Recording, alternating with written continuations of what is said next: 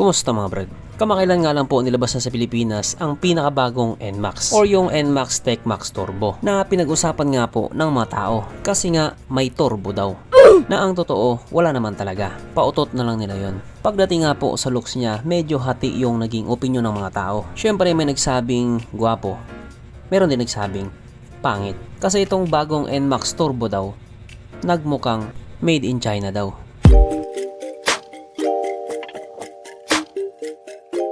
Pero syempre bago tayo magpatuloy, kung bago ka pa lamang napadpad dito sa aking walang kwentang channel, huwag ka na mag-subscribe.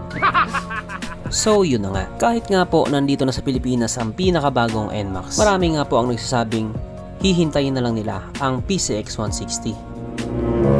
Yes po, mas marami nga po ang nagsasabing doon na lang daw sa PCX 160 kesa dito sa NMAX Turbo. At isa nga po sa mga dahilan na yan ay yung ginawang karera ng mga vlogger doon sa Indonesia. Kasalanan talaga nila to na kung saan nga po pinakain lang ng alikabok ni PCX si NMAX Turbo. Yung kanya nga pong turbo naging istorbo. Yes po, hindi po gumana or hindi po umubra yung turbo niya kay PCX. Kumbaga sa naging sagupaan nga po nila, lumabas na si Honda PCX ang tunay na bida. Sa unang bitaw makikita nga po natin na lamang talaga si NMAX pagdating sa arangkada. Nasa mga 10 di pa din ang pagitan. Pero pagdating na nga po sa duluhan, doon na po pinakita ni PCX kung sino talaga ang tunay na bida. Kasi sinibak niya si NMAX Turbo. At nagpatuloy nga po yun ng ganon. Mauuna lang si NMAX sa arangkada, pero pagdating sa duluhan, sisibakin na siya ni PCX 160. O diba, ganoon naman talaga ang tunay na bida. Nagpapabugbog sa umpisa, pagdating sa dulo, bugbog sarado.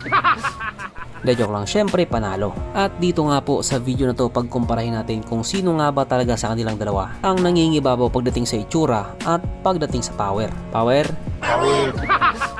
So makina nga po ng PCX 160 ay mayroong 156.9 cubic centimeter engine displacement, 4-stroke single cylinder, single overhead cam with 4 valves. Samantalang dito nga po kay Yamaha NMAX Turbo or TechMax Turbo ay mayroong 155 cubic centimeter engine displacement, 4-stroke single cylinder, single overhead cam with 4 valves. So lamang po talaga ng kaunti si PCX pagdating sa makina. Syempre para silang naka fuel injected at paras din po silang naka liquid cool. Ang operation ratio ni PCX ay 12.0:1 at 11.6:1 naman kay NMAX. Pagdating naman po sa kanilang power, si PCX nga po ay mayroong 15.8 horsepower, 8,500 RPM, 14.7 Nm of torque at 6,500 RPM. Samantalang dito nga po kay NMAX ay mayroon siyang 15.2 horsepower, 8,000 RPM, 14.2 Nm of torque at 6,500 RPM. So malinaw po na pagdating nga din po sa power, lamang pa din si PCX 160. Pero hindi naman sobrang lamang, mga point lang. Kaya nga po yung naging karera ng dalawang motovlogger doon sa Indonesia, hindi po natin masasabi na yun din ang magiging resulta kung sakaling magtapat na sila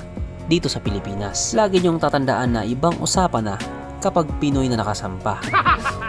Pagdating naman po sa kanilang tangke, si PCX po ay merong 8.1 liters. Samantalang itong sa NMAX naman ay merong 7.1 liters. So lamang na naman si PCX ng 1 litro kumpara kay NMAX. At pagdating naman po sa kanilang mga fuel consumption, si PCX nga po ay kumukonsumo ng 45 kilometers per liter. Samantalang si NMAX naman ay kumukonsumo ng 42 kilometers per liter. So pagdating nga po sa consumption nila, hindi naman nagkakalayo, pero panalo pa rin si PCX 160. At pagdating nga po sa bagay na yan, wala na pong question dyan kasi matagal na pong alam ng mga tao na matipid talaga sa gas si Honda. Yan nga ang isa sa mga rason kung bakit ang daming bumibili ng Honda Click 125 at Honda Beat 110. At pagdating naman po sa kanilang sukat ng gulong, si PCX po ay mayroong 110/70/14 sa harap at 130/70/13 po sa likuran. Samantalang si NMAX naman ay mayroong 110/70/13 sa harap at 130/70/13 naman sa likuran. So kay PCX nga po 14 at 13 yung sukat ng gulong niya. Samantalang kay NMAX pares po 13 harap likod. Mapunta naman po tayo sa kanilang mga braking system. So dito nga po ay PCX naka-disc brake sa harap at disc brake din po sa likuran at meron din siyang ABS.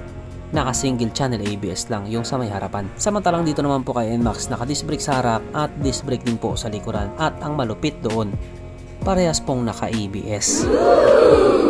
Pagdating sa bagay na yun, nakalalamang po si NMAX. Dito naman sa kanilang seat height at ground clearance, si PCX nga po ay mayroong 764mm na seat height at 135mm naman na ground clearance. Samantalang si NMAX naman ay mayroong 770mm na seat height at 135mm naman na ground clearance. So mas mataas lang po ng 6mm yung upuan ni NMAX. Yung ground clearance naman nila, parehas lang. Dito naman po tayo sa kanilang bigat or sa kanilang kilograms. Si PCX 160 po ay tumitimbang ng 132 kilograms para doon sa CBS at 133 kilograms naman para doon sa ABS. Samantalang itong sa NMAX naman ay tumitimbang ng 130 kilograms para doon sa standard at 135 kilograms naman para doon sa TechMax. So kung dito nga po sa mga top variant yung pag-uusapan natin, mas mabigat po itong sa NMAX Turbo ng 2 kilo. Pero hindi po natin pwedeng sabihin na kaya sa sinibak ng PCX kasi nga mas mabigat siyang 2 kilo. Kasi sa arangkada pa lang, nangunguna talaga siya. Basta, hindi ko rin alam eh. Pasok mga expert.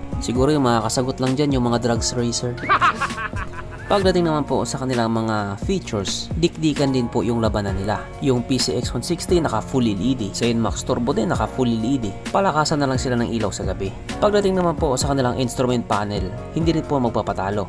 Kasi paras na nga po din po silang naka TFT display.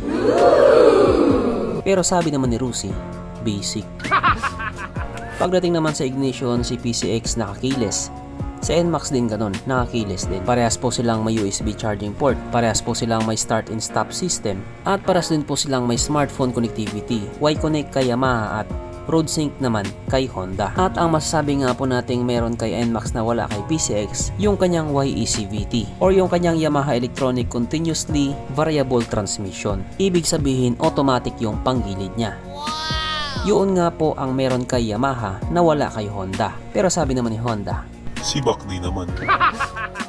At lastly nga po, pag-usapan natin kung sino nga ba sa kanilang dalawa ang mas pogi. Isa na yata to sa mga tanong na medyo mahirap sagutin. Kasi kung matatandaan nga po natin, nung una nga pong nilabas itong si PCX 160 2025 model, marami pong nagsabing mas pogi daw yung previous model ng PCX. At dito naman kay NMAX Turbo, marami din po ang nagsabing mas pogi pa daw yung NMAX version 2. Kaya parehas po talaga silang dalawa na pinintasan ng mga tao. Kaya kung ikaw tatanungin ba rin, pagdating sa itsura lang sino nga ba talaga sa kanilang dalawa ang para sa'yo mas pogi? Syempre kung ano yung sagot mo, dapat ipaglaban mo yan. Kasi nga opinion mo yan. Kung sa tingin mo mas pogi yung PCX 160, sige, paglaban mo. Kung sa tingin mo naman mas pogi yung NMAX Turbo, sige, paglaban mo din. Wala naman kasing mali sa mga opinion nyo. At pagdating naman po sa kanilang mga presyo, sa NMAX nga po ay may presyong 155,900 pesos para doon sa standard at 175,900 pesos naman para doon sa TechMax Turbo na ayon nga po sa mga tao overpriced daw.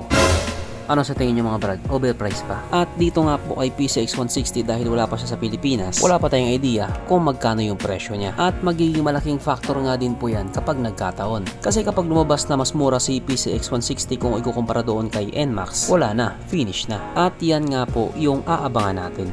Ikaw brad, alin yung trip mo sa dalawa? Itong PCX 160 or itong NMAX Turbo? So hanggang dito na muna mga brad, kung may gustong sabihin or gustong idagdag doon sa mga sinabi ko, mag-comment ka na lang sa baba. Keep bye. Kan imigrasyon di.